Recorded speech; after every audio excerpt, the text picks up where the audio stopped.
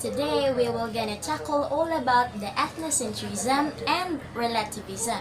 But before that, let's have the objectives for this lesson. Okay, so here are the objectives for this lesson. So first, the students may be able to define what is the ethnocentrism and relativism. The second one is the learners may be able to describe how cultural perception is being shaped. And third one is they may be able to distinguish the difference between ethnocentrism and relativism. And lastly, how the culture and experience influence one's perception. The diversification and convergence of culture, language, and many others are the things we acquire based on the environment that we are in, even in rural areas. We are the one who created culture, and a crucial member of it is that we grow and develop by our experience brought by society. Specifically, culture is a man-made part of the environment. In the study of anthropology, we may be able to determine the development of cultures in the human societies.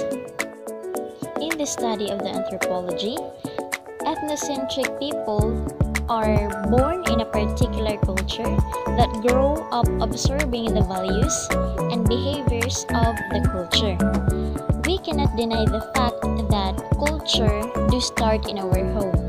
How we behaved, what we wear, or the language we really acquire based on the environment that we are in. So we are done with the ethnocentrism, and now let us move on to the cultural relativism. In the study of the cultural relativism, it was then established as accepted in anthropological research by Franz Boas in 20th century and later popularized by his students. Now, who is Franz Boas? Franz Boas is a German-born American anthropologist. He articulated the idea of civilization is not something absolute, but it is relative. However, Boas did not coin a term. Now, he understood culture to include not just the foods, art, music, or beliefs about religions, but he assumed a much broader notion of culture. So in the other words, he did not just focus on a shallow ideas, but rather he dig deeper and came up with the relevant information. The understanding of culture confronts anthropologists with two problems.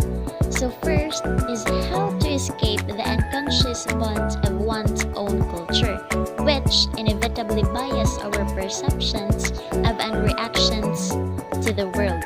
So specifically, it refers to the cultures of our society in which we do not know. So second is how to make the sense of unfamiliar culture. So even though we do not know that a certain culture, the bottom line here is we have to respect because respect begets respect. And so I am almost done. So the generalization of the ethnocentrism and the cultural relativism is that ethnocentrism is the tendency to assume that one's own culture and the way of life represent the norm or are superior to all others, while the cultural relativism is the viewing of people's behavior from the perspective of their own culture.